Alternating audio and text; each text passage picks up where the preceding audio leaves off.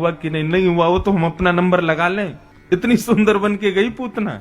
पूतना आई, पूतना के रूप को देख करके सब मोहित हो गए। सब उसकी चाल, उसके ढाल, उसके नेत्र, उसके रूप, उसके स्वर, सब उसी पर मोहित हैं।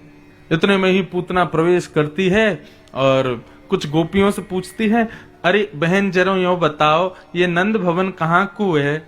तब गोपियां तो एक बार को स्तब्ध हो गई, उत्तर ही नहीं दे पा रही थी, उसके रूप पर इतनी मोहित हो गई।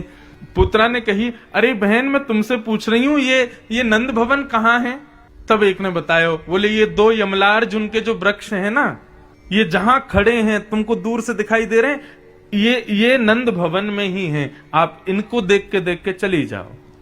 यमलार्जुन के वृक्षों को देखते हुए पूतना गई और नंद भवन में पहुंच गई। अब बंधुओं यहां पर वर्णन है कि ब्रजवासियों की तो बहुत दूर की बात है, लेकिन भगवान की परम सुखदाई मां यशोदा भी पूतना के रूप पर मोहित हो गई।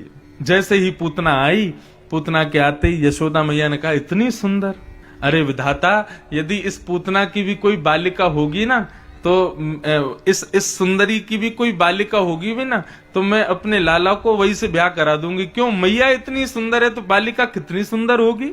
भगवान मनी मन विचार करने लगे, बोले मैया जिनको तुम हमारी सासू मां बनाना चाह रही हो मारने आई हैं हमको। पूतना ने अपनी रूप माधुरी से, अपनी वाणी से मैया को भी रिझा लिया। सब मोहित हो गए पूतना पर। कुछ गोपियां आई, आकर के यशोदा मैया को बाहर ले गईं। पूतना बोली, मैं लाला को संभाल लूंगी, आप थोड़ा हुआ हो।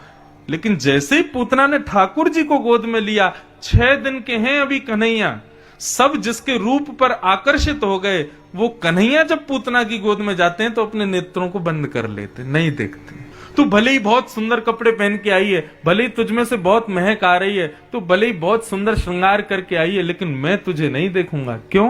क्योंकि तू अपने स्वभाव को, स्वरूप को बदल करके आई, आडंबर कर रही है। यहां पर आकर के आडंबर करने वाला ठाकुर जी को प्रिय नहीं है। पूतना ने भगवान को गोद में लिया, भगवान ने पूतना को नहीं देखा। मुझे पूतना के प्रसंग में सबसे बड़ी बात यह लगती है कि पूतना से बड़ा अभागा कोई नहीं है और पूतना से बड़ा सौभाग्यशाली